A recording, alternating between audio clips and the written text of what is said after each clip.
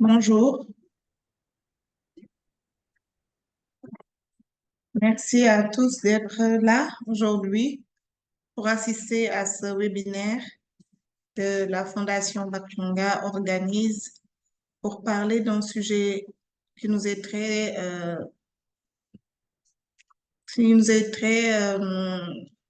en tout cas, qui nous tient à cœur, qui est l'inclusion financière, d'autant plus que nous travaillons dans des communautés, comme nous le disons dans notre adage, les communautés les plus reculées.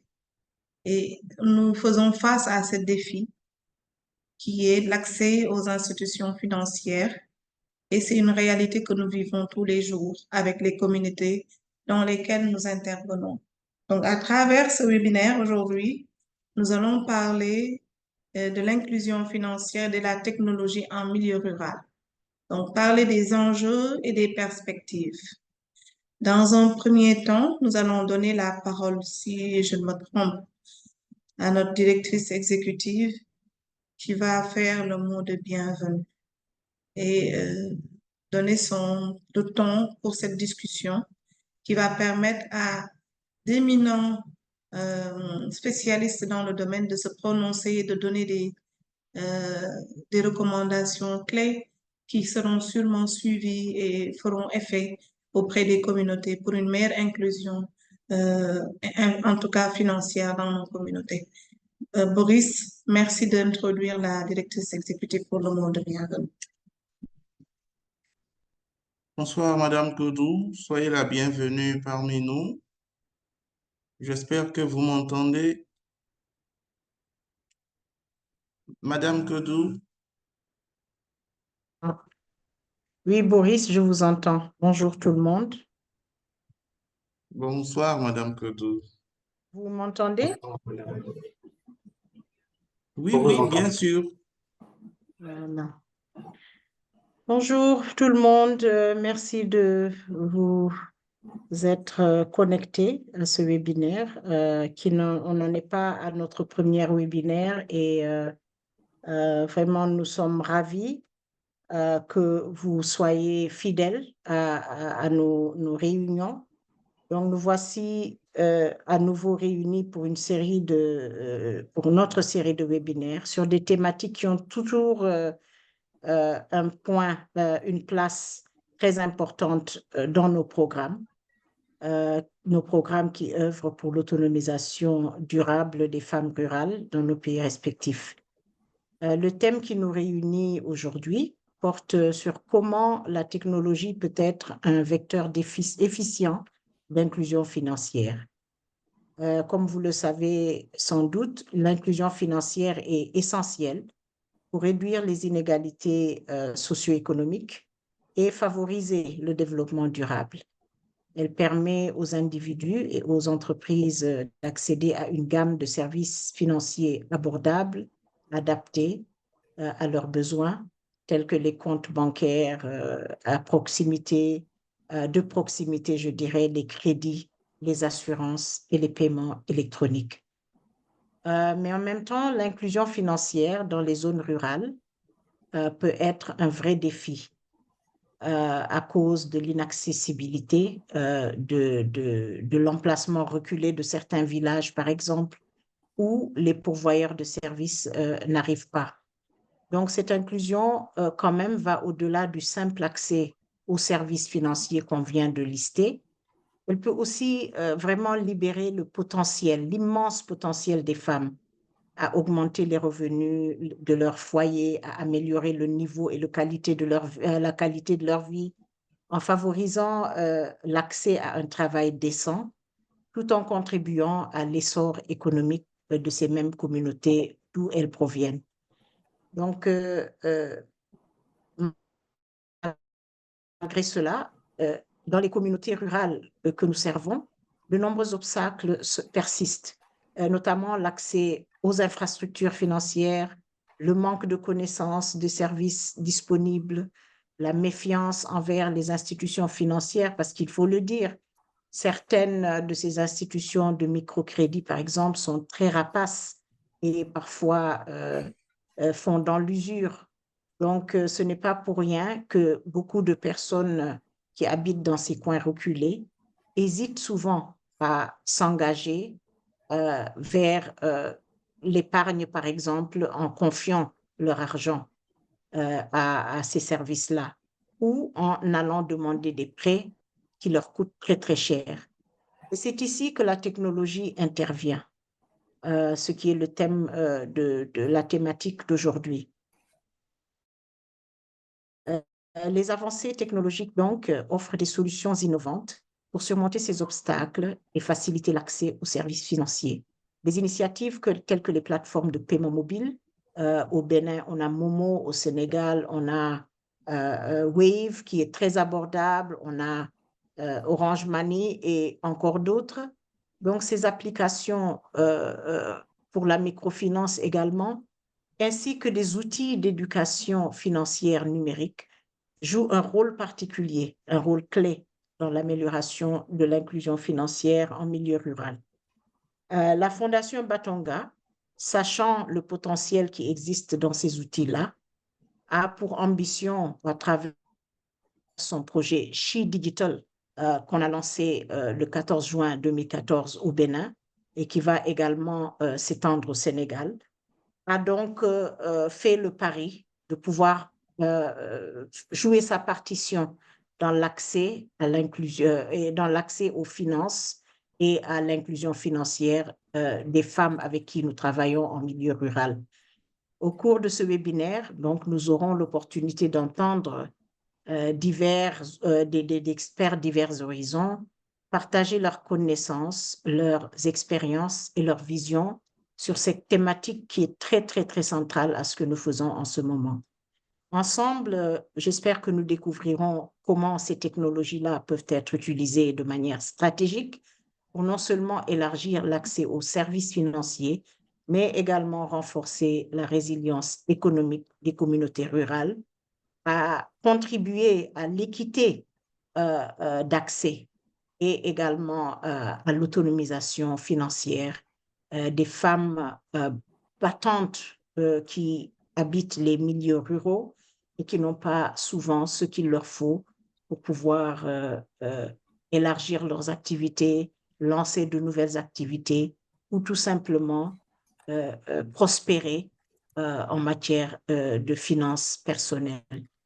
Donc, j'espère que l'échange d'idées et de collaboration qui pourra émerger des solutions innovantes et durables que les experts partageront avec nous mènera vraiment à des actions qui pourront renverser la tendance et vraiment contribuer à améliorer la vie de femmes habitant dans les milieux ruraux à travers l'accès au financement et l'inclusion financière tout court. Je vous remercie donc de votre présence et de votre participation et je nous souhaite une excellente et très dynamique séance sur ce thème que nous aborderons aujourd'hui. Merci beaucoup et bienvenue à tout le monde. Merci beaucoup, Madame Cordou-Diaw. Notre directrice exécutive vient de camper le débat. Je retiens des mots-clés, inclusion financière, vecteur de réduction de la pauvreté dans les zones rurales.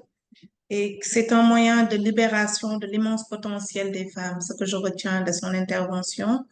Éventuellement, nous en apprendrons davantage avec nos différents experts.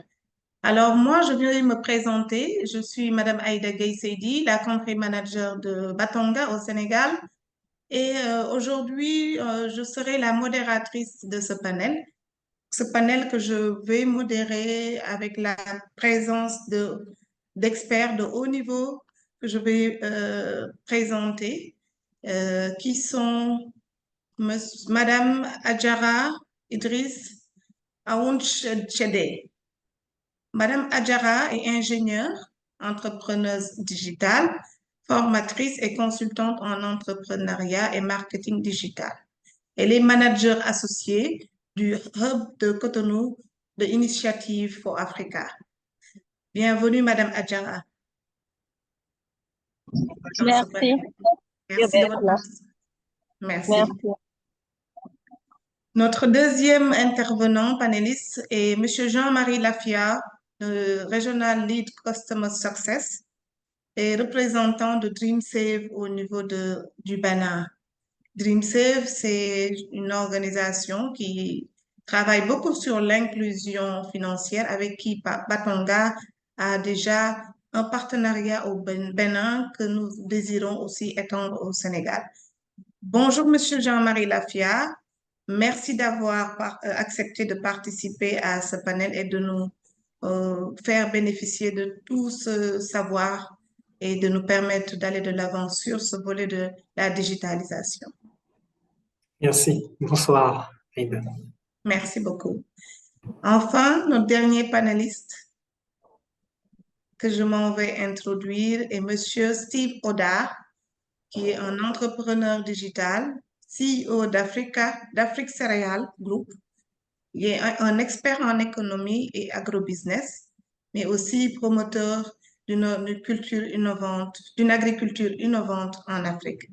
Donc, des secteurs qui sont émergents, très intéressants et qui vont certainement nous amener à réfléchir sur comment mieux les intégrer tout en pensant à digital, technologie et autres thématiques qui sont pertinentes pour nous. Alors, je m'en vais vous rappeler les objectifs de ce webinaire qui va nous permettre de survoler, d'explorer les défis et opportunités liés à l'utilisation de la technologie pour améliorer l'accès aux services financiers des femmes en milieu rural. Ce thème est crucial car il touche à la fois l'autonomisation économique des femmes et l'innovation technologique, deux axes stratégiques que notre projet Chi Digital a lancé très récemment au niveau du Batonga, comme tu l'as si bien dit notre directrice exécutive, au Bénin, puis ensuite au Sénégal en début d'année. Donc, ce webinaire nous permettra de parler de technologie, de digital, mais de sensibiliser les participants aux enjeux de l'inclusion financière et de la technologie en milieu rural. L'objectif aussi est de partager les connaissances, les meilleures pratiques sur l'utilisation de la technologie pour promouvoir l'inclusion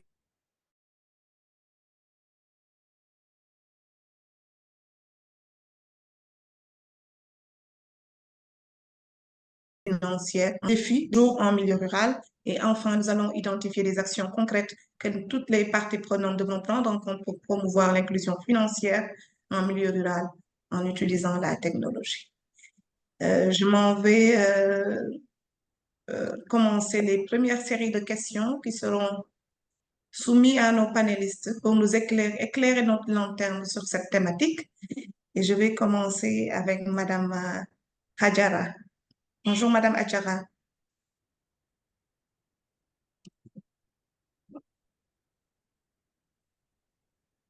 Bonjour, vous êtes là?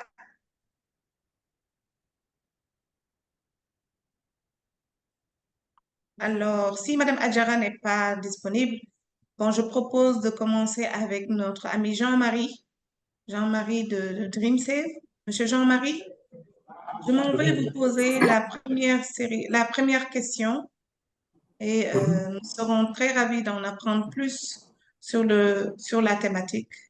Et nous espérons que plusieurs pistes vont s'offrir à nous pour pouvoir aller de l'avant sur cette thématique. Donc, d'abord, quels sont les principaux obstacles à l'inclusion financière des femmes en milieu rural au Bénin et au Sénégal? J'aurai un peu de mal à parler du contexte sénégalais. Je ne le connais pas très bien. Donc, si vous voulez bien, je vais m'appesantir sur ce que nous savons de notre expérience à Don't Start Lab. On est présent dans 20 pays et on œuvre principalement sur le volet inclusion financière. Et les problèmes qu'on rencontre, ils sont de plusieurs ordres. Donc, il y a déjà l'accès aux services, comme l'a dit Madame Koudou Diaw. C'est très difficile d'avoir accès aux services financiers dans les zones rurales. C'est le premier obstacle, c'est le plus important d'ailleurs. Et ensuite, il y a l'aspect socio-économique, l'environnement social, qui est un frein pour les femmes. Les structures traditionnelles ne mettent pas l'accent sur le développement personnel des femmes. Nos structures patriarcales ont tendance à reléguer la femme au second rang. Et le plus bel exemple que j'ai de cela, c'est que quand vous arrivez dans une coopérative agricole, la majorité des personnes qui n'ont pas un téléphone portable, ce qui est aujourd'hui le niveau zéro d'inclusion financière vu les mobile money et autres, ce sont des femmes. Donc, le deuxième ordre les challenges, on va dire, sont aussi de cet ordre-là. Et puis ensuite, nous avons des challenges liés à l'éducation en elle-même. L'éducation, l'inclusion financière, c'est la résultante de plusieurs choses. Et l'une des choses les plus importantes, c'est que la personne est éduquée à aller vers l'inclusion financière. Vous pouvez mettre tous les outils à la disposition d'une personne. Si elle n'a pas déjà la conscience qu'il lui faut un compte bancaire, que ça pourrait faire une grande différence dans ses activités au quotidien, et tout ça passe par l'éducation. Elle n'ira pas vers les outils que vous mettez à sa disposition. Donc, je dirais pour moi que voilà les trois gros challenges: l'accès, l'environnement social qui a plus tendance à brider les femmes qu'à leur permettre d'essayer de nouvelles choses, et puis aussi l'éducation qui fait défaut. Merci. Merci beaucoup pour ce bel exposé, Monsieur Lafia. Nous allons retenir un mot: éducation.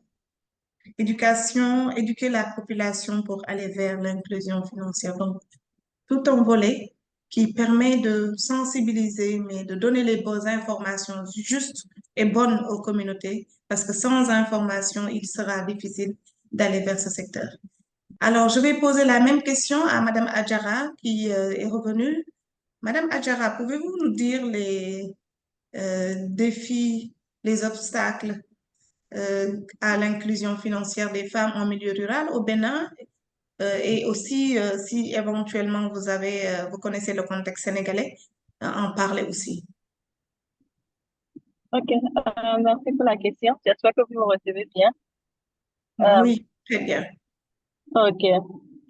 Bon, déjà, le premier défi, je pense, comme l'a souligné le panéliste précédent, c'est déjà la culture au Bénin, généralement, c'est au Bénin, mais généralement même dans d'autres pays comme le Sénégal, comme le Niger, comme le Mali. Déjà, la culture ne favorise pas forcément l'inclusion financière de la femme, surtout dans les zones reculées. Et cette culture fait que les femmes ne se sentent pas forcément concernées et elles ne sont pas éduquées, elles ne sont pas formées à tout ce qui est inclusion financière. D'ailleurs, dans d'autres cultures comme la mienne, on dit à la femme, au fait, de ne pas forcément chercher à gagner de l'argent. Donc, si on ne gagne pas de l'argent, on ne va pas parler d'inclusion financière parce que on nous éduque à attendre tout de l'homme. Donc, c'est l'homme qui doit travailler, c'est l'homme qui doit ramener à la maison. Toi, la femme, tout ce que tu as à faire, c'est rester et puis prendre soin de tes enfants et de la maison. Donc, pour moi, le premier défi, c'est d'abord d'ordre culturel et ensuite, ça serait les formations et l'éducation qu'il va falloir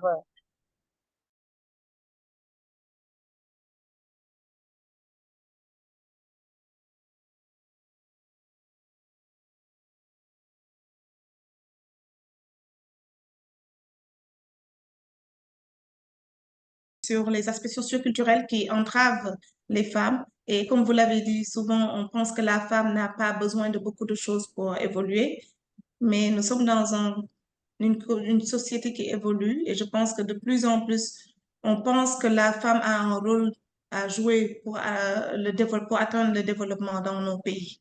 Donc, il est crucial qu'on les implique dans ce secteur et tout voir comment mieux les intégrer et trouver des solutions qui permettent de faciliter l'éclosion du plein potentiel des femmes. Merci.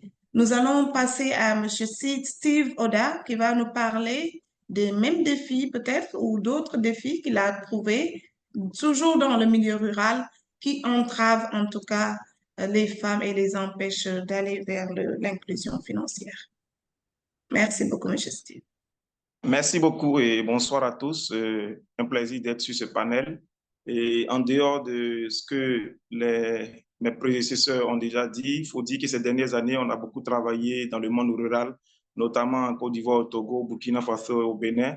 Et le constat est qu'il y a beaucoup d'obstacles qui freinent l'évolution financière et économique des femmes. D'abord, il faut préciser que quand on parle du secteur agricole, dans lequel nous on évolue, les femmes sont les plus actives, voilà, sur les différentes chaînes de valeur. Et malheureusement, elles rencontrent beaucoup de problèmes. Et il a été déjà évoqué les barrières culturelles et éducatives, je ne reviens pas dessus. Mais il y a deux problèmes majeurs sur lesquels j'aimerais me prononcer. D'abord, la première des choses, c'est le problème de confiance et de sécurité, voilà, qui empêche vraiment la femme de s'intégrer dans l'inclusion financière. Vous avez des gens qui ont été longtemps habitués à mettre de l'argent sous le matelas, sous le lit et un peu partout dans les boîtes. Et comment venir les dire aujourd'hui que ton argent peut être sur une plateforme, tout ça, ça pose un problème. Donc, problème de confiance et de sécurité qui est à traiter. Et l'autre chose également, c'est les défis de connectivité. On a participé à une formation, on a formé 5400 exploitants agricoles avec le UNCDF. Comment ces exploitants agricoles améliorent leur rendement à partir du digital. Donc, il y avait 60% des femmes sur les 5400. Et il est revenu qu'il y a des femmes qui disent, mais nous, on a envie, c'est bon, la formation nous plaît. Et maintenant, comment on fait pour avoir les téléphones portables? Voilà. Est-ce qu'il y a un mécanisme qui nous permet de payer un téléphone et de échelonner le paiement?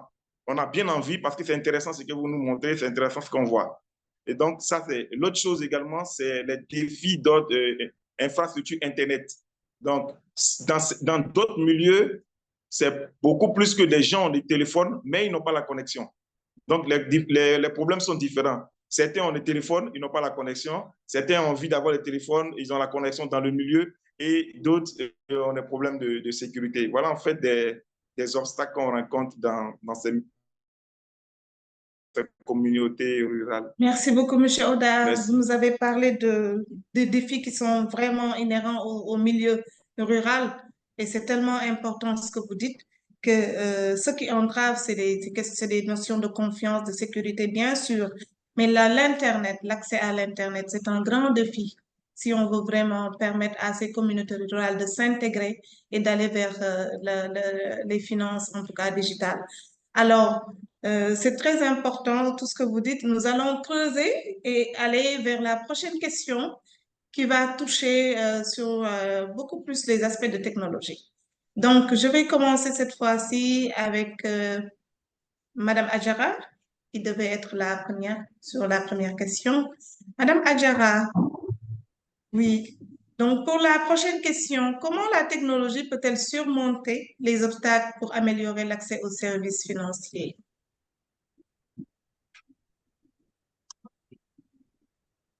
Oui, merci pour la question.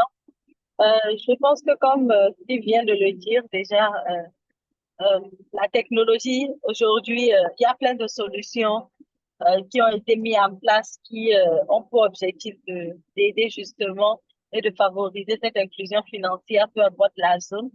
Mais il y a des réalités dont il faut parler. Ces réalités sont l'accès à la connexion Internet qui n'est pas évident. Le gouvernement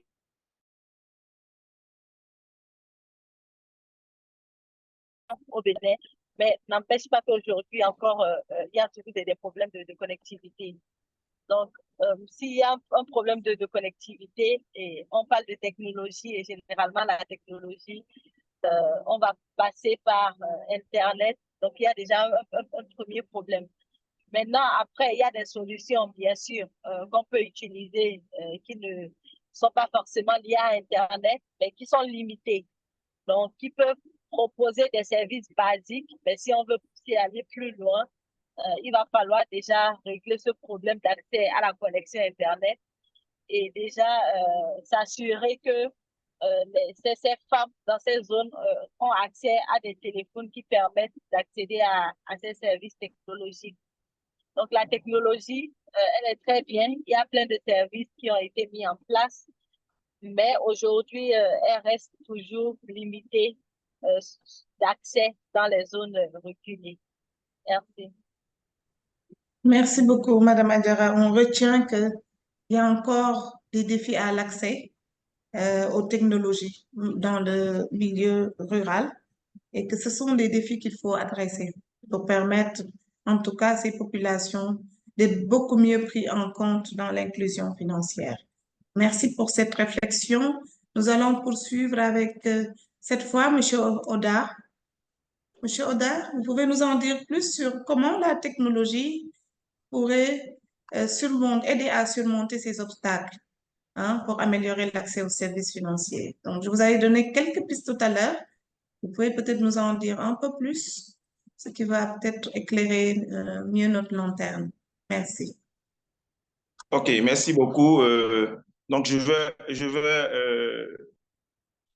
me poser des questions, voilà, qui peut éclaircir. Bon, aujourd'hui, moi, je suis une femme, j'ai l'habitude de faire des tontines, j'ai l'habitude de faire comment on dit ça, la microfinance. Voilà, j'ai accès à la microfinance. Et aujourd'hui, si la technologie doit venir, c'est me faciliter la tâche dans ce que je fais déjà. Donc, si aujourd'hui, on a des technologies qui facilitent l'accès de ces femmes-là au système bancaire, le mobile banking aujourd'hui, c'est un élément qui peut faciliter. On a aujourd'hui les crédits communautaires, l'épargne communautaire, comme on le dit, la tontine, et qui sont aujourd'hui les moyens sur lesquels ces femmes-là ont déjà développé de l'expertise sur beaucoup d'années. Et donc, c'est comment aujourd'hui la technologie arrive à pouvoir transformer tout ce savoir-faire pratique durant de longues années, à le simplifier. Je pense que c'est quelque chose qui serait intéressant. L'autre chose également, on est dans des milieux africains où on a un problème d'éducation financière. Si aujourd'hui, la technologie peut permettre à ces femmes-là de pouvoir mieux gérer leur argent, de savoir que leur argent est en sécurité à un endroit, je pense que ce sont des choses qui vont les intéresser. La technologie, c'est bien. Nous, on a toujours pensé à Afrique Céréale que la technologie doit venir pour faciliter les choses et non compliquer les choses. Dès le moment où vous développez une technologie, c'est qu'elle doit être beaucoup plus facile que ce que je faisais avant. J'ai l'habitude de faire la tontine. J'ai peur que quelqu'un disparaisse avec la tontine. Aujourd'hui, vous venez me proposer une technologie. Vous devez me démontrer qu'avec cette technologie, l'individu qui a mon argent, parce que j'ai un problème de confiance et de sécurité, l'individu qui développe cette technologie-là, il ne va pas fuir avec mon argent. Et même s'il fuit avec mon argent, il est tracé, il est repéré et on met la main sur lui. Dès le moment que vous me dites des choses comme ça, moi, je pense bien que votre technologie va m'intéresser. Mais si la technologie doit venir me compliquer la vie, je pense que l'adoption sera plus difficile. Donc, pour moi, voici comment la technologie peut venir vraiment faciliter l'inclusion financière de ces dames-là et les mettre en confiance. Excellent. Merci beaucoup, Monsieur Oda. C'est tellement important ce que vous dites. La technologie doit faciliter les choses pour les femmes. Ça doit être un vecteur sur lequel elles doivent s'appuyer pour renforcer leur revenu en tout cas.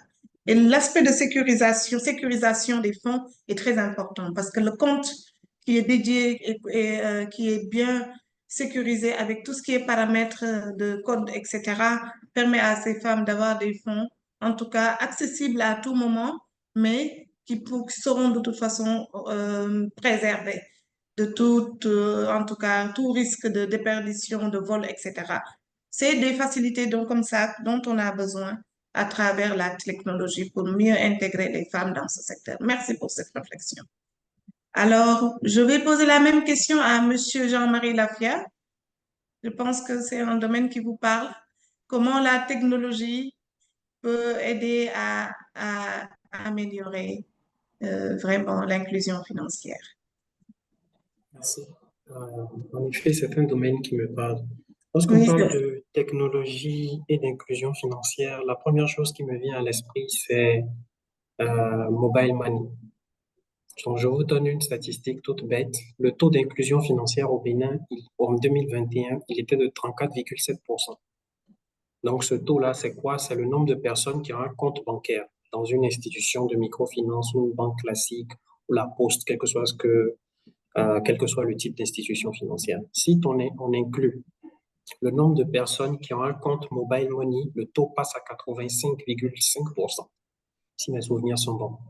Donc, c'est déjà l'impact de la technologie. Une simple technologie comme le mobile money a permis de combler un vide, un écart énorme entre les banques classiques qui sont toutes limitées parce qu'elles ne peuvent pas s'installer partout, elles ne peuvent pas déployer des agences dans tous les lieux, ça ne les arrange pas. Et la SIM qui est devenue en quelque sorte un compte bancaire. Et d'ailleurs, les réseaux l'ont compris puisqu'ils ont développé des services autour du mobile money qui s'apparentent de plus en plus à une banque. Nous avons maintenant Momo Saya au Bénin où on peut faire de l'épargne. Ils ont récemment lancé au Bénin aussi un système de prêts, donc des prêts de micro-prêts, on va dire, qui est adossé là-dessus. Et tout le monde a compris. Parce qu'aujourd'hui, il y a des microfinances qui développent leur plateforme en prenant en compte le mobile banking. Donc, c'est à partir de là, au lieu de faire un virement main à main lorsque vous faites un prêt, ou une coopérative souscrit pour recevoir du financement, l'argent est transféré sur une cible. Donc, le volet sécuritaire est pris en compte parce que avant, il faut faire peut-être 50 km pour aller dans un bureau, retirer l'argent en physique et faire le dangereux trajet retour où vous avez le risque d'être agressé et tout ce qui s'ensuit. Donc ça, c'est le premier aspect. La deuxième chose importante, c'est que lorsqu'on parle de technologie dans l'inclusion financière, c'est vrai qu'il y a des limites, mais moi, j'aimerais plus parler du côté positif et aussi de certains aspects qui ne sont pas pris en compte souvent. Donc, l'autre côté positif, c'est que il y a un effet induit. Lorsque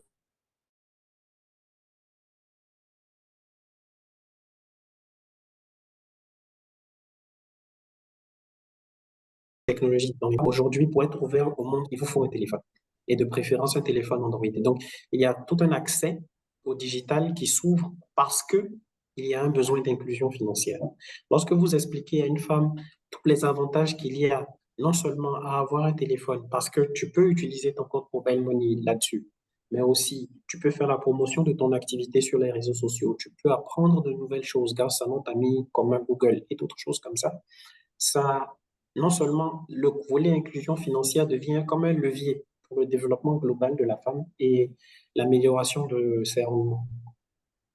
Bien sûr, il faut prendre en compte les limites telles que la peur qu'on a dans les villages lorsqu'on passe de l'épargne qui est cachée sous le matelas à une épargne qui est stockée dans un compte bancaire, la peur des frais, la peur que l'État commence par percevoir des taxes sur des activités dont ils ignoraient tout, parce que l'inclusion financière nous fait petit à petit sortir du secteur informel. C'est des choses auxquelles il faut faire attention. Mais globalement, je pense qu'il y a beaucoup d'outils et ces outils-là, tout ce qu'ils posent comme challenge sont en réalité des leviers de développement. Si une femme n'est pas en mesure je ne sais pas, d'utiliser l'application Mobile Money, mais apprenons-le pour qu'elle soit autonome, non seulement dans le volet inclusion financière, mais encore que ça lui profite sur d'autres aspects de ses activités économiques. Voilà, merci. Merci beaucoup, Monsieur Jean-Marie. C'est tellement important ce que vous dites. Les outils de mobile money qui se vulgarisent, qui se popularisent actuellement au niveau communautaire nous permettent vraiment de pallier à tout ce qui est entrave à l'accès et à l'inclusion financière. Cette popularisation, en tout cas, à travers l'usage de plus en plus fréquent des mobile money, nous permettront certainement de briser ces barrières qui entravent encore les femmes pour aller vers le développement et l'autonomisation. Merci beaucoup pour ces réflexions. Je vais passer à la prochaine question. Cette fois-ci, je commencerai avec Monsieur Oda et nous allons parler euh, des défis que rencontrent spécifiquement les femmes lorsqu'elles veulent adopter ces technologies en milieu rural. Donc, Monsieur Oda, qu'est-ce que vous pouvez nous dire par rapport à ces défis spécifiques aux femmes dans le milieu rural quant à l'adoption de nouvelles technologies pour l'inclusion financière? OK, merci beaucoup. La technologie, comme aussi les autres formes d'innovation, vous savez, Afrique Céréales est beaucoup plus spécialisée dans la mécanisation. Donc, la mécanisation comme l'innovation, lorsque vous partez d'un processus ancien à un nouveau processus, il y a des changements. Voilà, il y a des changements qu'il faut gérer. Et ces changements-là, il faut les gérer de façon pédagogique. Donc, le premier défi, c'est la formation, la sensibilisation. Donc, si vous arrivez à dire à ces femmes, à expliquer le bien fondé de l'utilisation de cette technologie, vous leur dites comment utiliser cette technologie et vous leur dites pourquoi l'utiliser, je pense que c'est plus facile. Donc, dès le moment que vous introduisez une nouvelle technologie ou bien de nouvelles pratiques, de nouveaux process, vous devez avoir un aspect pédagogique dans l'adoption de cette technologie-là. Et là, c'est ce qui manque un peu dans la plupart des innovations qu'on intègre, que ce soit au niveau des réformes qui sont engagées, que ce soit au niveau des innovations qui sont mises en place. Il faut de la pédagogie. Il faut de la pédagogie pour que les gens puissent adopter.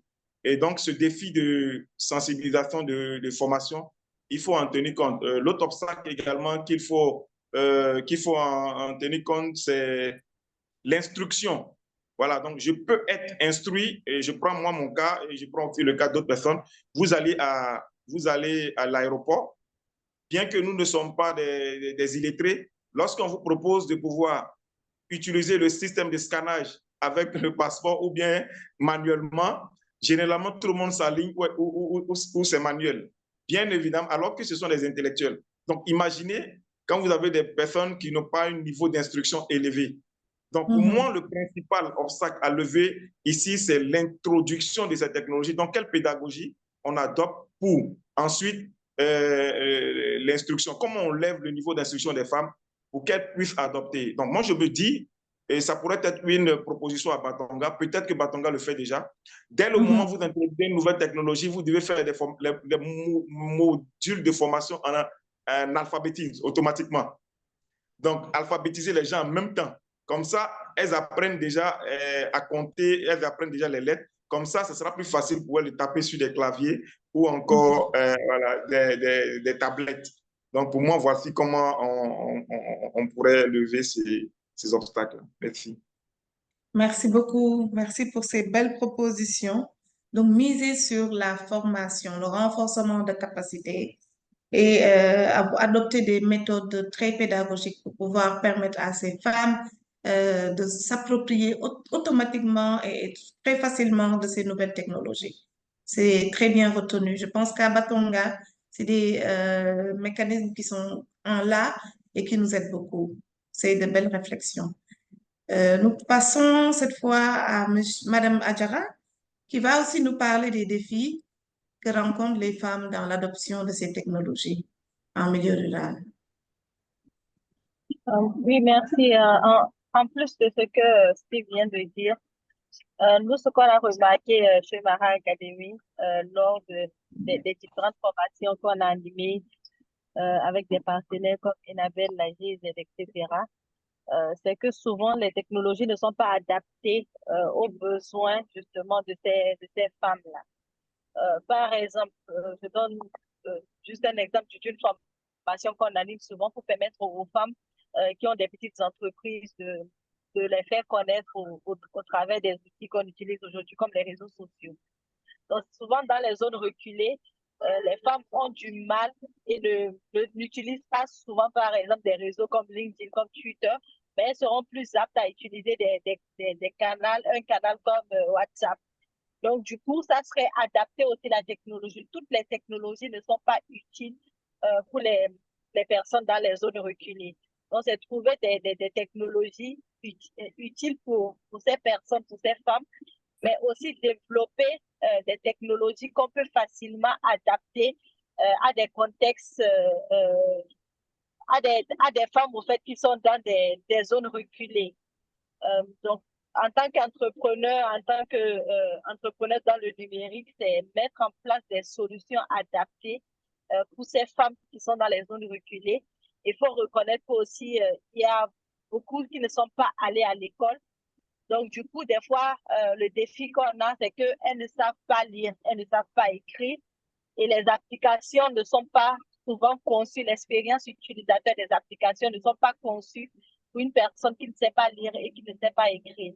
Donc, du coup, quand tu donnes cette application à la femme, elle se demande, mais par où je dois commencer? Donc, c'est pouvoir créer aussi des applications. Moi, j'encourage beaucoup des applications en français, en anglais, oui, mais aussi, pourquoi pas, en langue locale, et des applications vraiment simples d'utilisation où après 2, 3 boutons appuyés, que la personne puisse avoir le résultat qu'elle recherche, que ce ne soit pas complexe, que ce soit minimaliste, simple et adapté à ce contexte-là. Voilà ce que je peux dire en plus de ce que tu viens de dire. Merci. Merci beaucoup, Madame Adjara. Oui, ce que nous retenons, c'est qu'il faut adapter la technologie aux besoins des femmes, surtout en milieu rural. Donc, vous avez donné beaucoup de bonnes solutions qui concernent à utiliser des plateformes intuitives, faciles d'accès, faciles d'utilisation, qui facilitent vraiment ces femmes et qui les encouragent à l'utiliser. Donc, c'est des solutions que nous prenons et que nous allons sûrement explorer. Merci pour cet échange, merci pour ce partage. Alors, nous allons finir avec M. Jean-Marie Lafia, qui va nous parler aussi des défis qu'ils ont observés, en tout cas au niveau des femmes en milieu rural, quant à l'adoption des technologies, de ces technologies dans l'inclusion financière. Le premier défi que j'avais mentionné, il était d'ordre socio-culturel et le fait que toutes les structures familiales traditionnelles en Afrique ne sont pas conçues pour mettre en avant la femme, à part à quelques exceptions près où nous avons des systèmes matriarcaux au Ghana et au sud de la Côte d'Ivoire. Mais à l'exception de ces pays-là, la femme a tendance à être reléguée au second rang. Donc, lorsqu'il y a un conseil de village, par exemple, elles n'ont pas droit de s'exprimer, de partager leurs préoccupations, alors qu'elles sont en réalité le socle de toutes nos familles. Et donc, pour corriger ce problème, la solution la plus évidente, c'est quelque chose que Batonga fait déjà, que j'encourage d'ailleurs, c'est de créer de nouvelles structures sociales où la femme, cette fois-ci, est mise en avant. Donc, c'est ce que vous faites déjà à travers vos cercles de femmes. Ce sont des creusets où là, les femmes ont le droit de s'exprimer, de prendre la parole, de faire des initiatives. Il y a beaucoup de bonnes solutions qui ont été partagées tout à l'heure par mes prédécesseurs, mais il faut déjà s'appuyer sur un environnement où ces solutions-là peuvent être mises en avant. Vous voulez former une femme, si vous arrivez dans le village et que son mari lui dit non, je n'ai pas envie que ma femme soit formée, que pouvez-vous faire par rapport à ça? Mais lorsqu'elle participe déjà dans un cercle de femmes où elle a l'habitude de se rendre, cette barrière limitante que le mari pouvait poser, elle a déjà sauté.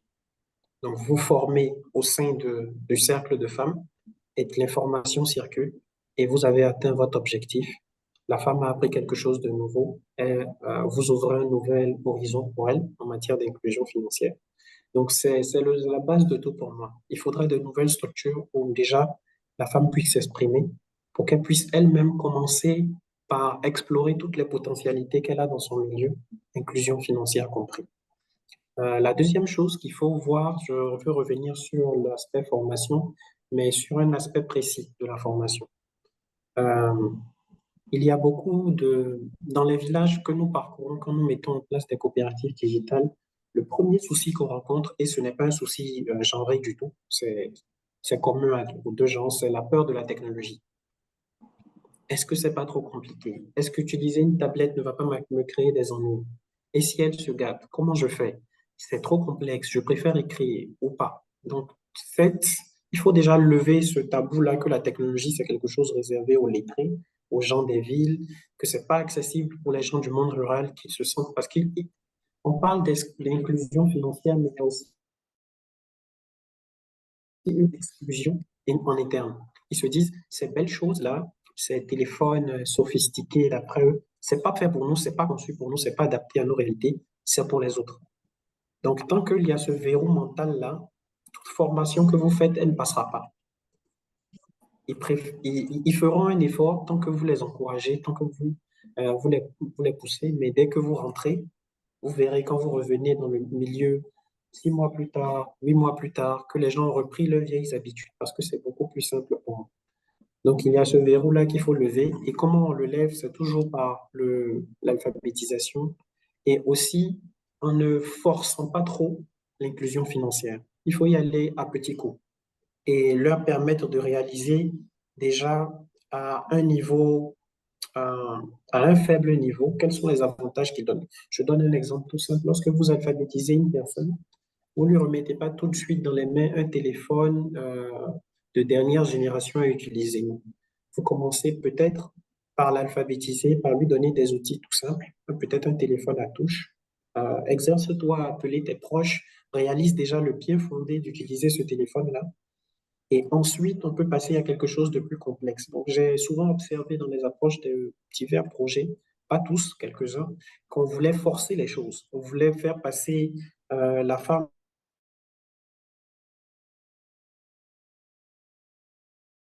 du monde rural au XXIe siècle en 6 mois. Ça ne peut pas marcher comme ça. Il faut y aller à petits pas, qu'elle elle-même elle réalise qu'il y a quelque chose qui peut se passer, enfin, il y a quelque chose qui peut changer, mais elle ne va pas le réaliser d'un coup. Et le croire, c'est une utopie. Merci. Merci. Vous nous rappelez que c'est un processus qui demande du temps, beaucoup d'énergie, beaucoup d'investissement. Et il faut miser sur le potentiel des femmes à d'abord comprendre, s'approprier et elles-mêmes porter voilà, porter cette initiative, aller à l'échelle. Je pense que nous avons bien répondu à cette question et nous allons en finir avec la dernière série qui va nous permettre d'aller vers des actions concrètes, des recommandations. Donc, nos chers panélistes, la question, je vais commencer avec Monsieur Oda cette fois-ci, pour vous demander de nous parler de quelles recommandations vous donneriez aux décideurs politiques pour soutenir les initiatives d'inclusion financière et la technologie. Merci beaucoup, Monsieur Oda. Merci beaucoup. Je vais prendre un cas un cas d'école. Vous allez remarquer, il y a une tendance aujourd'hui en Côte d'Ivoire qui est de promouvoir des artistes venus des villages. Et ça marche. Voilà, donc voilà, donc ce que je veux dire, c'est quoi? C'est que il faut, et puis c'est une action concrète que je voudrais recommander également à Patonga. Il faut créer des programmes de soutien à l'innovation de la femme. Donc, les gens qui vivent dans les villages sont bourrés d'innovation. Mais on a trop fait de confondre innovation avec invention. L'invention, c'est pas l'innovation n'est pas de l'invention.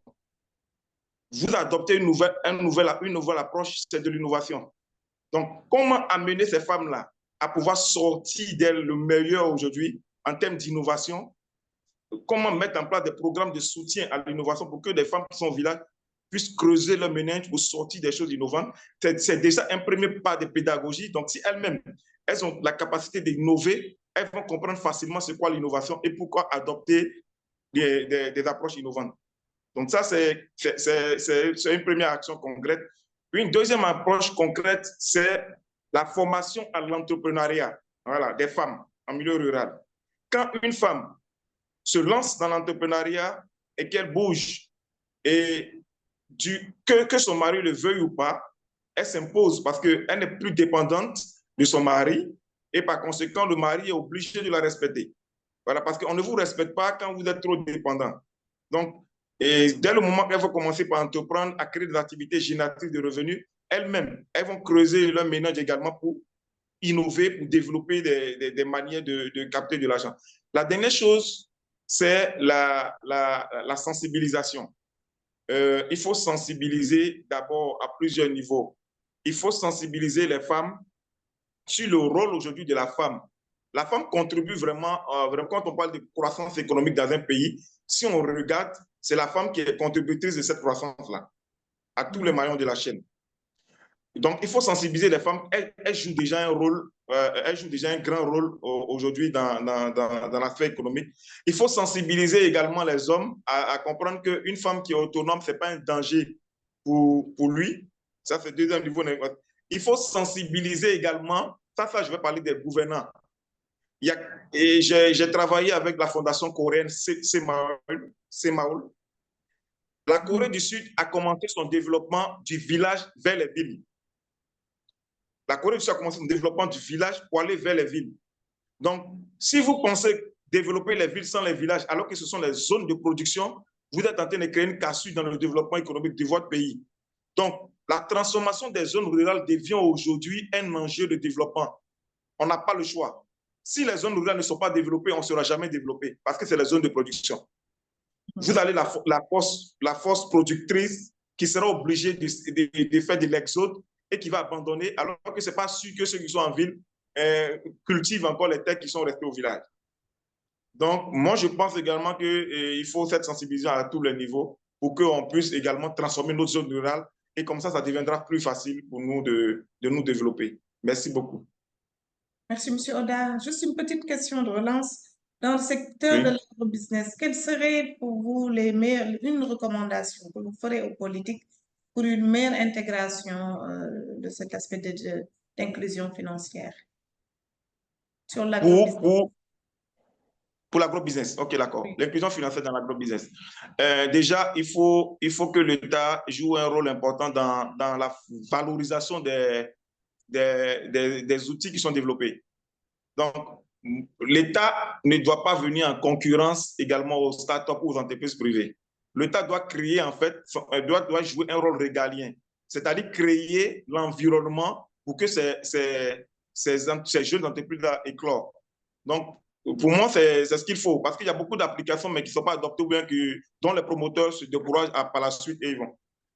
Il faut simplement voir quels sont les besoins aujourd'hui que le pays a, quelles sont les entreprises qui développent ces technologies, les organiser, les structurer et les donner des parts de marché pour qu'elles se développent. Donc, pour moi, il y a déjà l'existant et il faut travailler sur l'existant. Merci beaucoup. Donc, l'État doit renforcer son rôle régalien de régulateur. Oui. C'est très bien noté. Je pense que c'est un secteur d'avenir. Et Batonga se penche aussi sur ce secteur de l'agrobusiness. Merci pour ces belles réflexions. Nous Merci. allons passer à M. Jean-Marie Lafia, à qui nous posons la même question, qui est de partager quelques recommandations que nous voudrions bien exposer aux décideurs politiques pour soutenir les initiatives d'inclusion financière et la technologie. Merci, M. Lafia. Merci. Donc, je commencerai par les initiatives financières comme les micro-crédits aux femmes. C'est un puissant levier d'inclusion financière parce que pour souscrire à ces financements-là, elles sont obligées d'avoir accès à une forme de service bancaire, même si c'est du mobile money. Donc, ça, en quelque sorte, ça accélère les choses. C'est vrai que c'est pas optimal, mais si on veut avoir des résultats rapides, c'est le moyen le plus simple pour y arriver. Ensuite, tu as parlé du volet associatif qui là permet de faire un changement durable à travers les cercles de femmes, par exemple, que vous appuyez. Donc, ces associations-là ne bénéficient pas d'assez de reconnaissance de la part de l'État. Et donc, plus on donne de pouvoir à ces structures-là, plus on donne de pouvoir à la femme en général.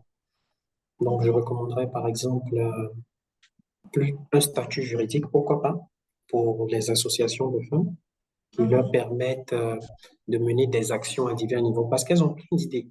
J'ai eu la chance d'accompagner certaines et il y a vraiment des choses qui se passent, mais ce qui manque, c'est déjà le statut juridique qui leur permettrait d'aller mener ces actions-là et ensuite des fois du financement, de la formation technique, etc. Donc, plus on les renforce, plus on renforce les femmes d'une localité. C'est indéniable.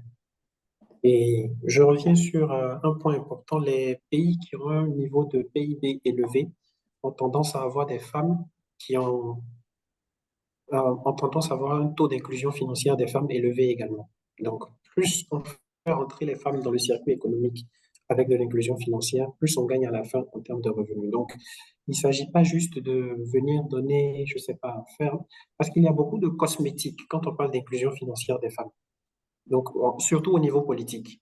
On fait une petite campagne, on donne peut-être 2 ou 3 gadgets, on fait 10 photos et puis ça s'arrête. Donc, j'aimerais qu'on essaie de réfléchir plus en profondeur. Pourquoi pas faire des actions sur le long terme? Parce que les projets sont souvent limités par les bailleurs et donc il y a une durée de financement au-delà de laquelle on ne peut plus soutenir ces femmes. Et donc, lorsqu'elles manquent de soutien, elles sont obligées de se replier sur ce qu'elles savent déjà et qui les ramène en arrière, on va dire. Et tous les beaux efforts déployés par les projets sont, comment dire, tombent à l'eau.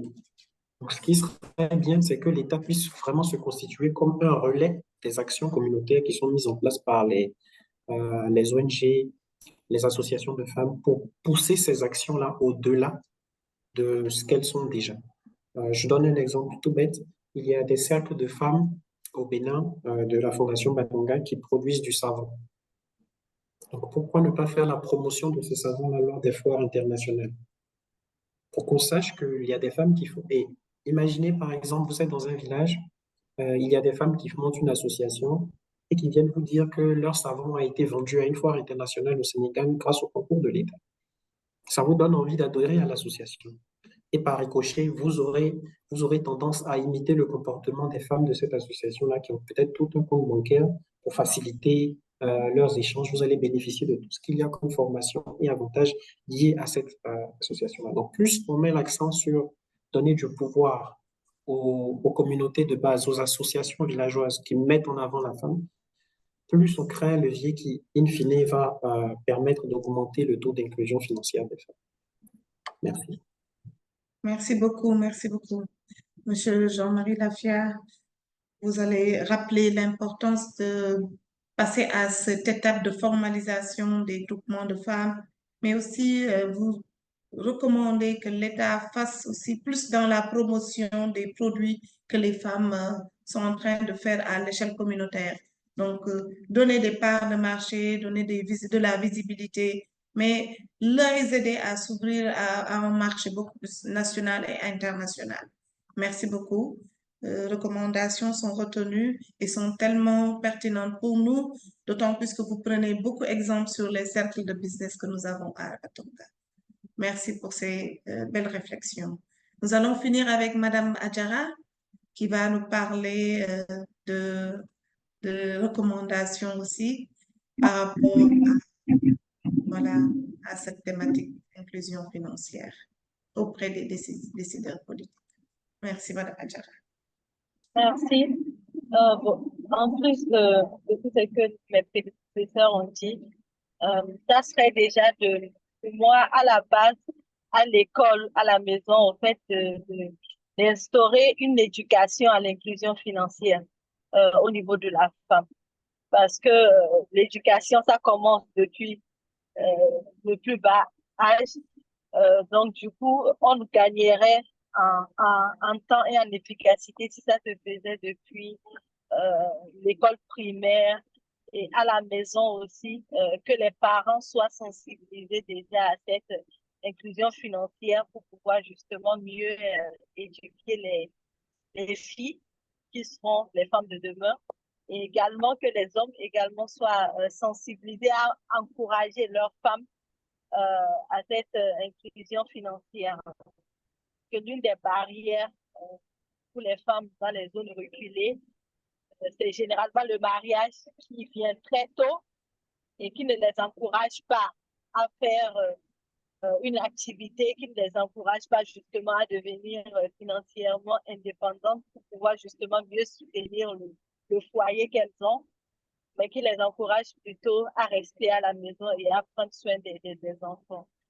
Donc, il y a un gros travail de sensibilisation à faire au niveau des parents, au niveau des hommes, des maris, mais aussi au niveau de la femme, et mettre de plus en plus aussi des programmes adaptés qui accompagnent la femme aux différentes étapes de sa vie, parce que qu'on veuille ou pas, l'homme a des étapes de sa vie, mais la femme aussi a des étapes de sa vie qui sont assez différentes, comme le mariage, comme l'accouchement, comme la ménopause et tout ce qui va avec. Donc, c'est différentes étapes au fait qui vont jouer sur la vie de la femme.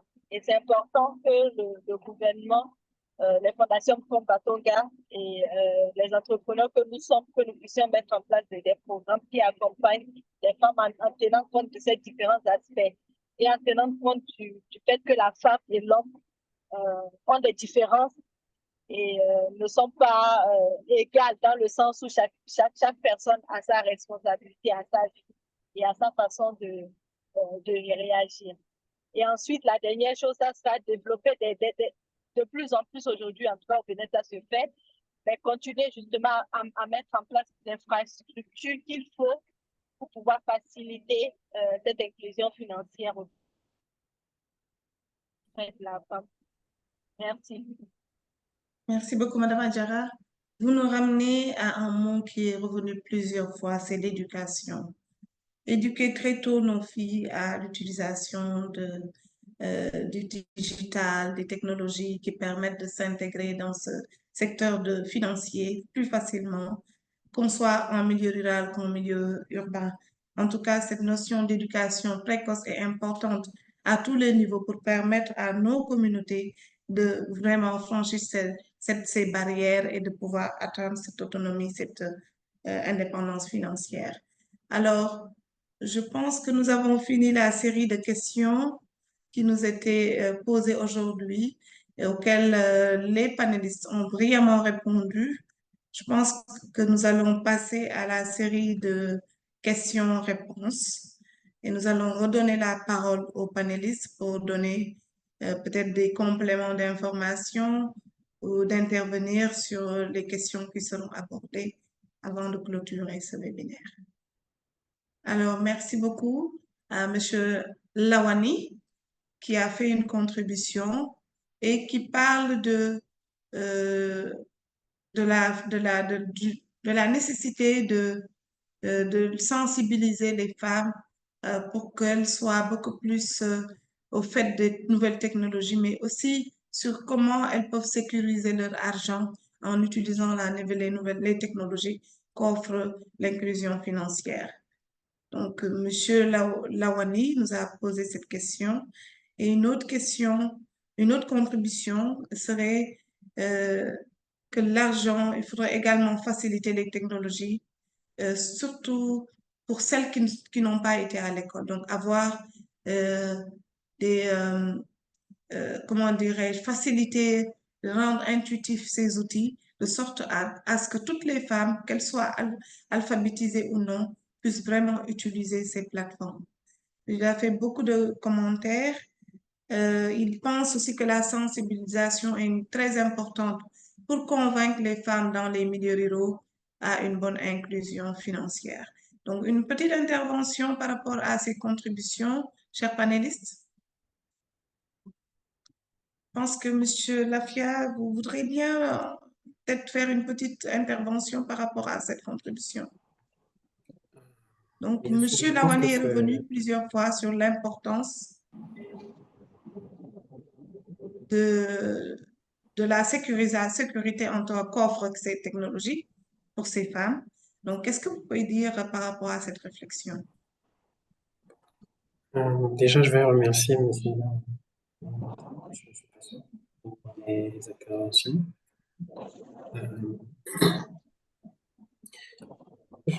Lorsqu'on parle de la sécurité, il y a deux choses qui sont importantes, je crois. Il y a la perception de la sécurité et la sécurité réelle.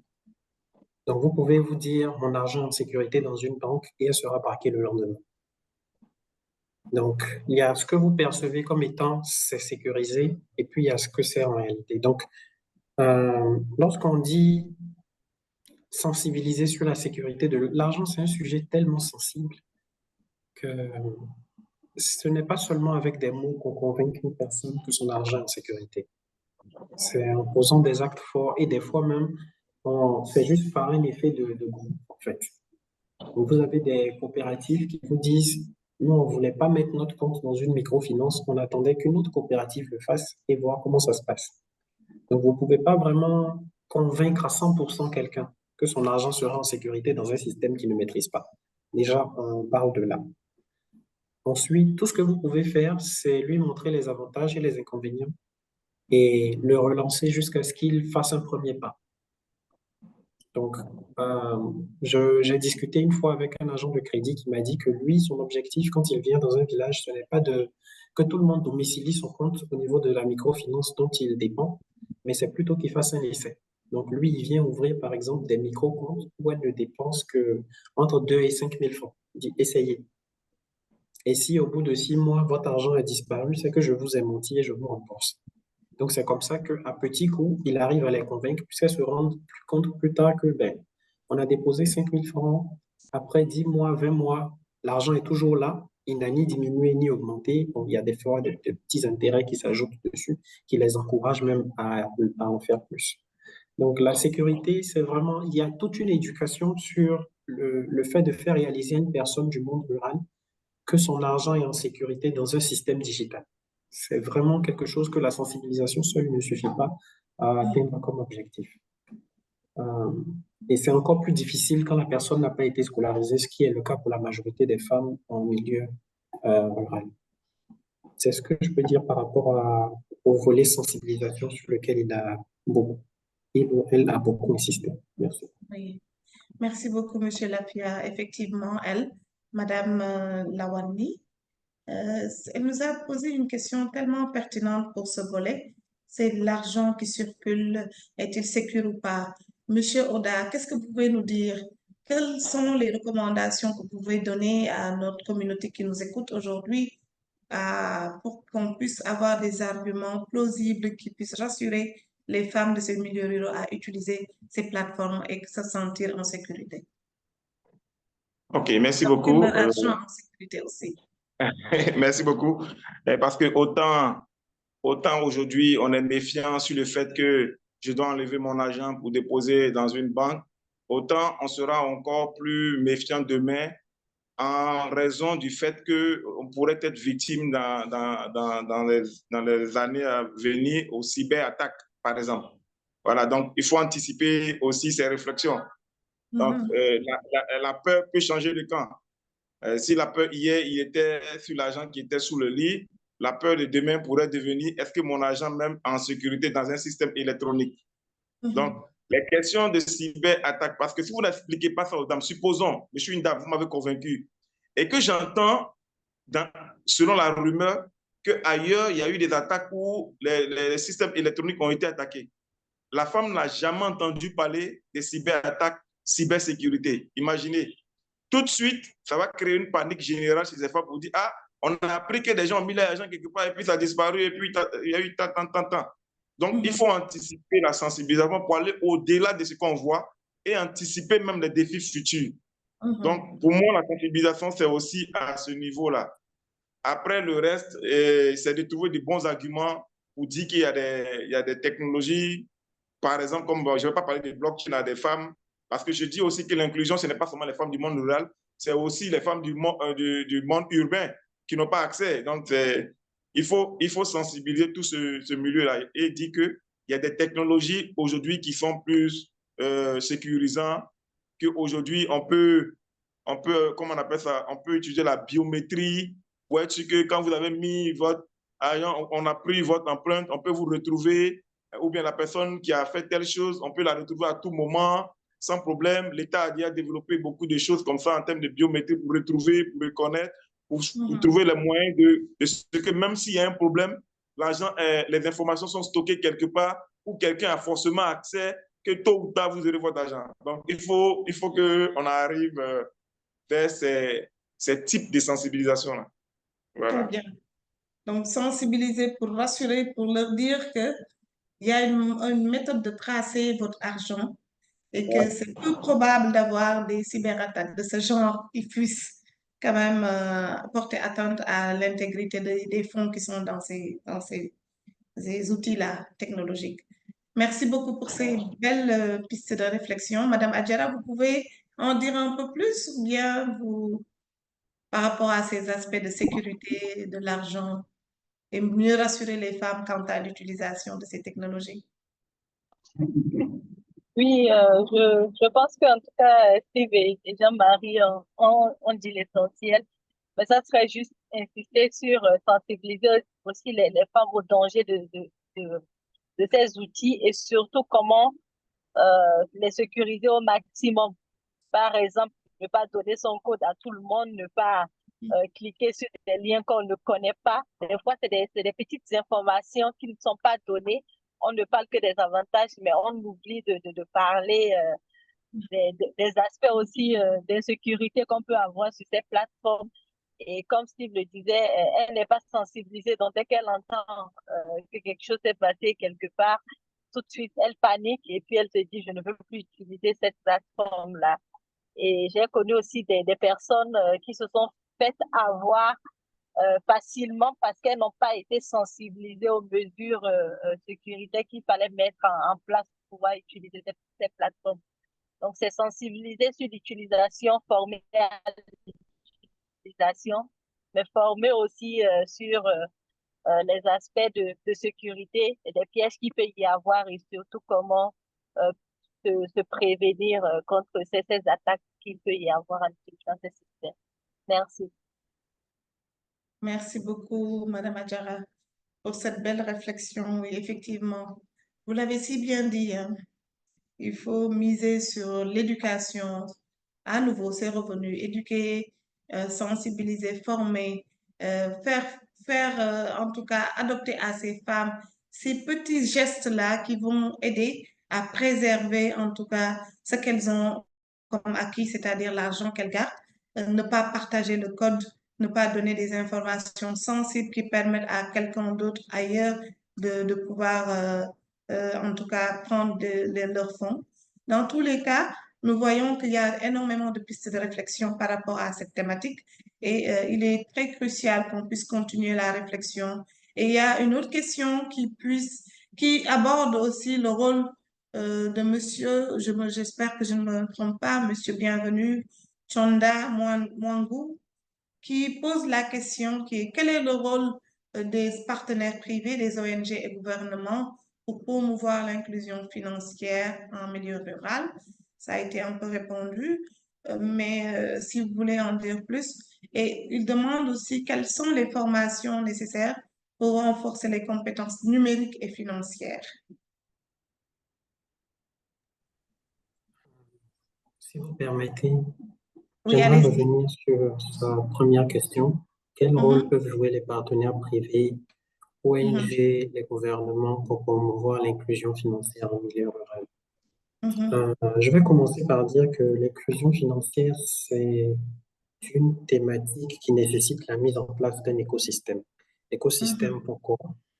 Parce que vous pouvez mettre à la disposition des gens des outils digitaux, mais il faut qu'ils soient formés à les utiliser. Et avant même qu'ils soient formés à les utiliser, il faudrait que la personne ait une bonne éducation financière pour que lorsqu'il a accès aux outils d'inclusion financière, il soit capable de lever de l'épargne, de faire des prêts en toute connaissance de cause, d'avoir un bon crédit score et ainsi de suite. Donc, il y a beaucoup de choses qui concourent à l'inclusion financière. L'une d'elles étant, par exemple, l'accès à l'électricité. C'est le B.A.-ba pour avoir un téléphone qui fonctionne et pouvoir se servir de son compte Mobile Money, par exemple. Donc, voilà là où les gouvernements peuvent intervenir, créer les infrastructures dont nous avons besoin. Donc, dans un village où il n'y a pas accès à l'électricité, ce sera très difficile pour une femme de comprendre le bien fondé d'utiliser un compte Mobile Money. Elle ne pourra pas recharger son téléphone, de toute façon. Et ça, c'est pas quelque chose qu'une ONG ou un partenaire privé est en mesure de fournir. Bien sûr, on peut trouver des solutions palliatives comme les panneaux solaires, les générateurs et tout ça, mais ce sont des solutions à court et moyen terme. Ce ne sont pas des solutions durables sur le long terme. Et donc, voilà là où les gouvernements peuvent vraiment aider. Et lorsqu'ils créent cet environnement qui est propice à l'inclusion financière, les ONG peuvent apporter beaucoup en termes de formation et de développement communautaire. C'est d'ailleurs l'un des, l'un des volets sur lesquels la Fondation Bactonga excelle. Donc, les ONG apportent ce savoir-faire-là pour que la personne soit vraiment préparée à avoir accès, parce que l'inclusion, c'est l'accès à ces services. Mais il faut préparer cet accès-là par de l'éducation financière, par des sensibilisations sur la protection des données dont les prédécesseurs ont parlé. Et donc, c'est là où je pense que les ONG ont beaucoup à faire et sont capables de faire vraiment une différence. Quand il parle des partenaires privés, je pense que les partenaires privés les plus importants lorsqu'on parle d'inclusion financière, ce sont les banques et les microfinances. mhm, Et ce qu'ils peuvent apporter, c'est déjà de comprendre le monde rural, les femmes du monde rural qui n'ont pas les mêmes défis que les autres. mhm, Ça me fait toujours un pincement au cœur lorsque j'entends qu'une microfinance applique les mêmes taux à des gens qui vivent en ville qu'à des gens qui vivent au village et appliquent les mêmes conditions de crédit, alors que les réalités socio-économiques sont différentes, les sources de revenus sont différentes. C'est un des facteurs qui démotive une personne qui a déjà été préparée à l'inclusion financière. Lorsque vous la formez, elle a une bonne éducation financière, elle se dirige vers la première institution de microfinance et que ce qu'on lui dit là-bas, c'est qu'il lui faut peut-être 50 documents pour avoir accès à un petit prêt, pour pouvoir financer ses activités, mais elle va se passer de votre inclusion financière que vous avez mis des années et des mois à créer pour elle, parce que ça ne marche tout simplement pas. Donc, les partenaires privés, entendu les banques, les microfinances, peuvent vraiment être le clou final qui rapproche ces personnes-là des services financiers en offrant des produits qui les arrangent, des produits qui marchent pour eux, des produits qui font vraiment une différence. Pas des produits qui les assujettissent avec des taux d'intérêt trop compliqués, de l'épargne qui, qui n'est pas vraiment sécurisée, des complications pour l'ouverture des comptes et des choses comme ça.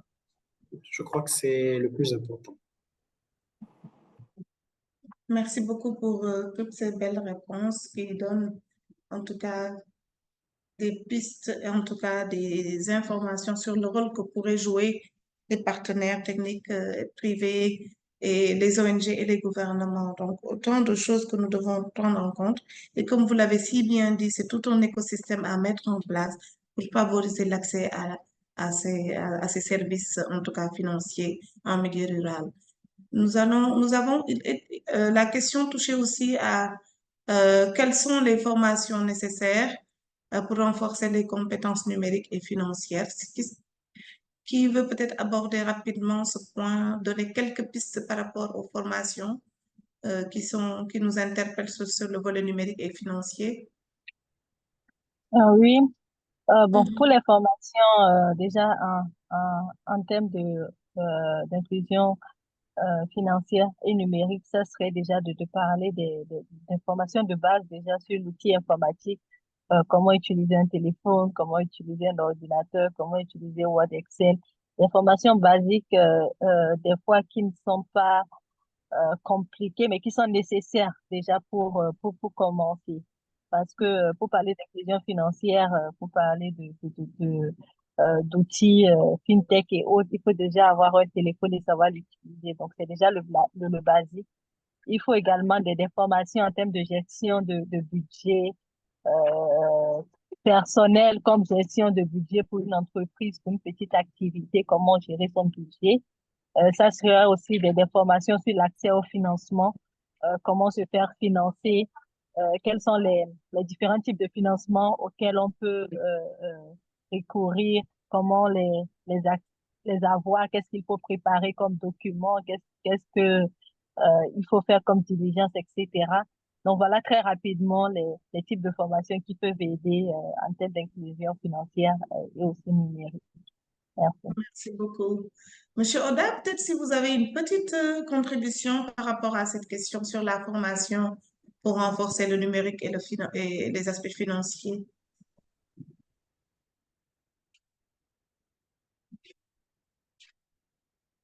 Monsieur Steve, il n'est plus là.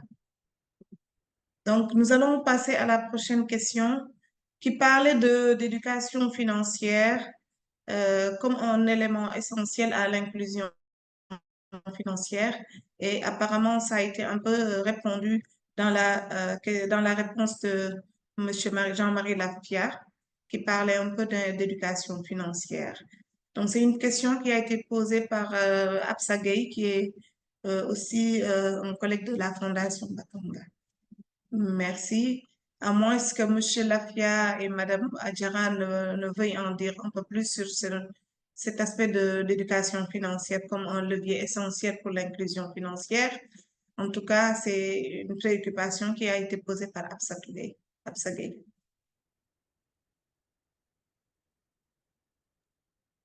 Pour moi, c'est bon. Je pense que les éléments de réponse ont déjà été donnés par Ont été Jean-Marc. partagés. Merci beaucoup. Alors, la dernière question vient de Natacha.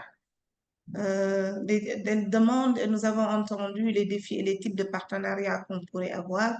Dites-nous comment les cercles d'affaires des Batonga peuvent-ils être utilisés comme modèle pour renforcer l'inclusion financière et l'autonomie économique des femmes dans d'autres communautés rurales?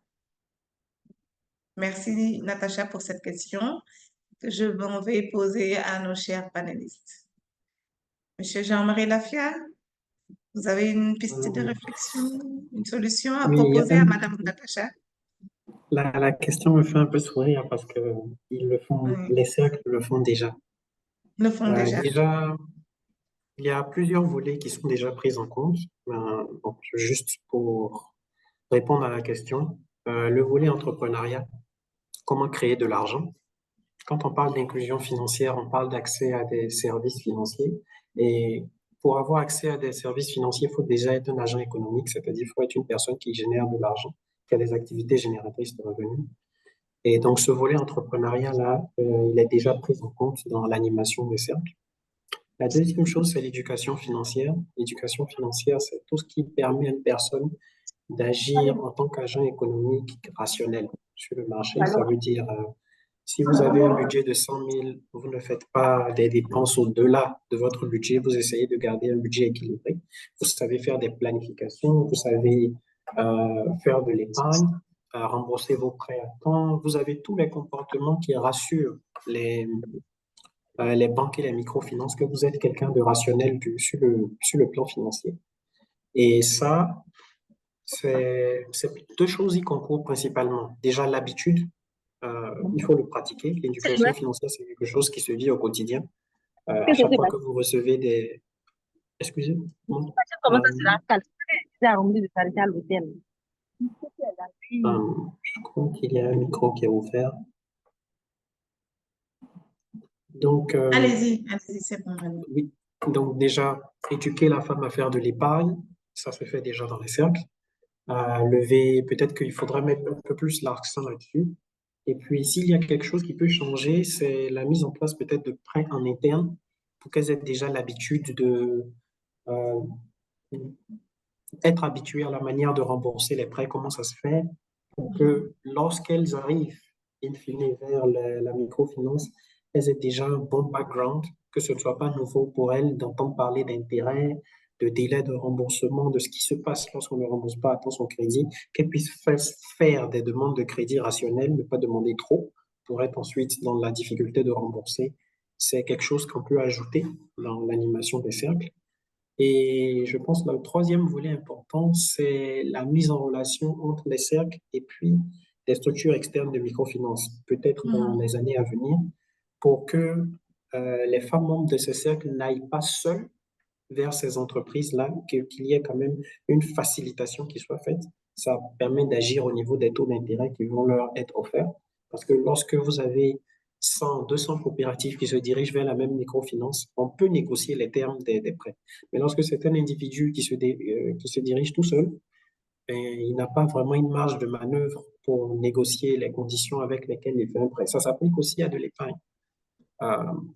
Donc, c'est des choses qui peuvent vraiment faciliter l'inclusion financière pour les femmes. Mais c'est encore, tout ce que j'ai dit là, c'est beaucoup plus à long terme qu'à court terme. Il faut le mettre en place sur plusieurs années pour voir les fruits. Merci beaucoup, Monsieur Lafia. Vous avez donné tellement de belles propositions, de recommandations qui forcément vont contribuer à renforcer en tout cas ce que nous avons déjà mis en place au niveau des cercles d'affaires de femmes et nous permettre d'aller à l'échelle, proposer ce modèle dans d'autres communautés et impacter au plus haut niveau les communautés et changer des vies, ce que Batonga cherche à faire à travers nos différentes interventions au Bénin comme au Sénégal. Je pense que nous avons fini la série de questions. Je fais un tour dans la chat de questions-réponses et voilà, toutes nos questions ont été répondues. Nous remercions les panélistes pour les brillantes interventions. Les questions abordées étaient toutes pertinentes et nous ont permis de mieux creuser et de continuer, en tout cas, donner des pistes pour continuer la réflexion tout en chacun dans nos domaines respectifs pour, en tout cas, améliorer un mieux-être pour ces communautés pour lesquelles nous intervenons, nous agissons. Merci beaucoup, Boris. Je rends le micro pour la clôture de ce webinaire. Merci, merci, cher intervenant, panéliste. Peut-être juste avant un dernier mot pour pouvoir aller vers la clôture. Monsieur Lafia, vous voulez y aller? Il me semble que Monsieur Steve n'est plus avec nous. Oui. Donc, Monsieur Lafia, donc vous êtes le dernier. Vous pouvez peut-être donner juste un mot de clôture. En tout cas, nous vous remercions.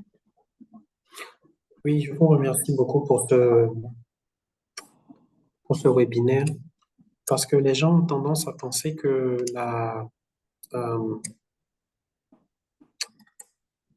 la finance mobile a réglé tous les problèmes, mais c'est pas le cas.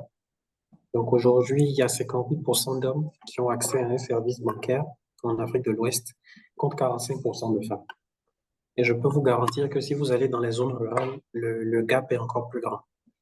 Donc, tant qu'on ne résout pas ce gap-là au niveau des communautés les plus reculées, on n'a pas vraiment changé les choses, peut-être qu'on souhaiterait le faire. Donc, je remercie la Fondation de mettre ce sujet-là de mettre ce sujet en avant. Et j'espère vraiment que les idées qui ont été échangées ici pourront servir à mettre en place des programmes plus adaptés, surtout pour la femme rurale qui est souvent mise de côté lorsqu'on établit des politiques qui visent à promouvoir l'inclusion financière des femmes. En général, on s'arrête en zone urbaine et semi-urbaine, mais lorsqu'il faut faire 80 km avant de trouver un village, c'est pas vraiment ce genre de personnes-là qui sont prises en compte dans les programmes. Et je remercie déjà la Fondation Batoré de pousser vers ces communautés-là et de pousser la réflexion aussi. Donc, je souhaite qu'il y ait beaucoup plus d'action dans ce sens-là, plus de communication dans ce sens. Bien sûr, de la Fondation Batoré, mais des participants qui nous écoutent, pour que chacun à son niveau puisse faire quelque chose, que dans les années à venir, ce sujet-là soit relégué au passé. Voilà, merci. Merci beaucoup, Jean-Marie Lafia, qui est un partenaire avec qui nous travaillons, DreamSafe, dans les cercles au Bénin et très bientôt au Sénégal. Merci pour ces belles interventions. Nous allons clôturer ce webinaire avec le mot de remerciement de notre directrice exécutive, Madame Kodjou, à qui je laisse le micro. Merci. Merci pour vos interventions. Merci beaucoup, Aïda. Merci à tous les participants, mais surtout les panélistes. Vos interventions ont été très, très pertinentes et nous en avons beaucoup appris également. Je crois que vous nous avez donné des conseils que nous prenons à cœur, des recommandations qui sont très faisables, je dirais, applicables. Et donc, nous en prendrons en compte dans les prochaines étapes de notre voyage vers l'inclusion financière avec le projet She Digital. Juste pour dire que voilà, la technologie, bien sûr, est un levier pour faciliter l'innovation, mais en même temps, ce n'est pas assez.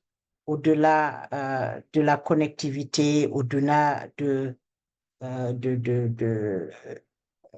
beaucoup d'autres intrants, il faut vraiment aider les femmes qui n'ont pas la littératie, qui ne sont pas alphabétisées ou savent manipuler les chiffres à l'écrit, de pouvoir s'armer de cet outil indispensable pour vraiment prendre la pleine mesure de ce qu'offre la technologie, ce qu'offrent les téléphones portables, ce qu'offrent les ordinateurs. Donc, la recommandation d'aller en même temps apporter cet accès à la technologie, mais également de donner aux femmes la possibilité de lire le mot écrit et de l'utiliser, nous en prenons compte. Nous l'avons déjà commencé. Également, dire que je crois que quelqu'un d'entre vous l'a dit, les femmes ne sont pas des sujets dans ce processus d'inclusion financière, c'est des actrices. Donc, des actrices qui ont leur mot à dire et qui savent beaucoup manipuler les chiffres mentalement ou en tout cas visuellement, mais ne peuvent pas nécessairement les écrire.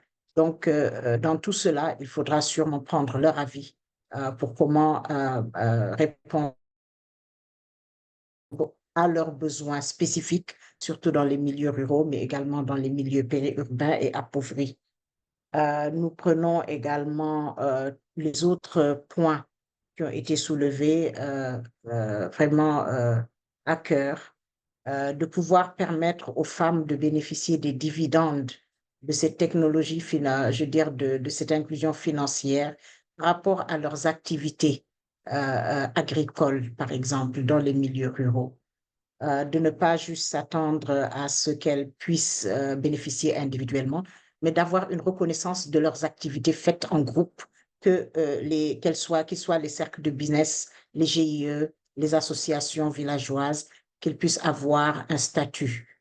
Je crois que Natacha ne me dédierait pas parce elle a passé beaucoup de temps à trouver des solutions à cela également.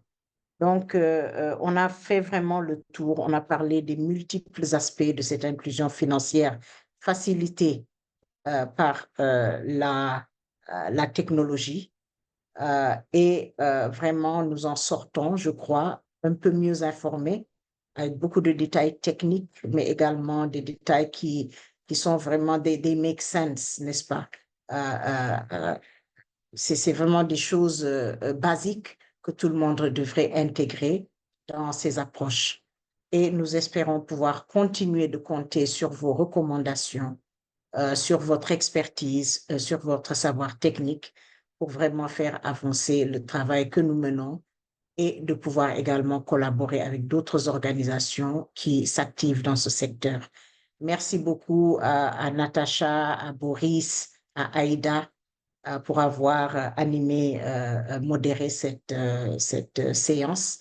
Et encore une fois, merci aux différents panélistes, Monsieur Lafia et vos collègues Adiaratou et le troisième intervenant.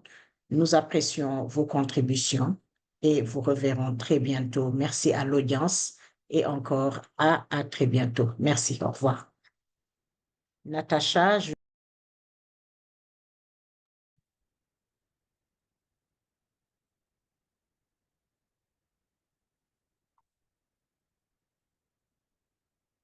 Merci beaucoup, Madame Diaw. Donc, nous allons enfin clôturer ce webinaire qui nous a permis de survoler cette thématique tellement importante pour nous, qui est l'inclusion financière, qui est un domaine vers lequel Batonga est en train de se tourner pour, en tout cas, avoir plus d'impact au niveau communautaire, permettre à ces femmes d'accéder à ces services financiers qui vont leur donner d'autres opportunités d'accès à des prêts, d'accès à des financements, d'accès à d'autres opportunités que leur milieu n'offre pas, en tout cas. La formalisation des cercles de femmes est une étape tellement importante parce que on le voit, même s'il y a des efforts qui sont faits pour permettre de faciliter l'accès au financement, il y a ce défi de non-reconnaissance de ces groupes qui demeure. Il faut qu'on mise sur ces aspects de reconnaissance, d'avoir des documents fiables pour que ces femmes puissent pouvoir accéder à d'autres fonds et investir sur des domaines porteurs et ainsi renverser la tendance de la pauvreté dans notre communauté. Merci beaucoup à tout le monde, à tous qui ont partagé avec nous ce panel de réflexion et nous disons merci encore une fois à nos chers panélistes qui ont partagé leur savoir, leurs recommandations que nous allons prendre, saisir. Et comme l'a si bien dit nos directrices, toutes ces recommandations sont des quick wins très faisables. Rapidement, nous pourrons les intégrer dans notre démarche, notamment à travers le projet She Digital qui était quand même à l'honneur que nous venons de lancer au Bénin et très bientôt au Sénégal. Merci à chère audience et à très vite pour une autre série de webinaires sur des thématiques qui nous intéressent, qui nous touchent au sein de la Fondation Batonga. Boris, je rends l'antenne. Merci à tout le monde. Au revoir. Merci, au au revoir. revoir. Au revoir.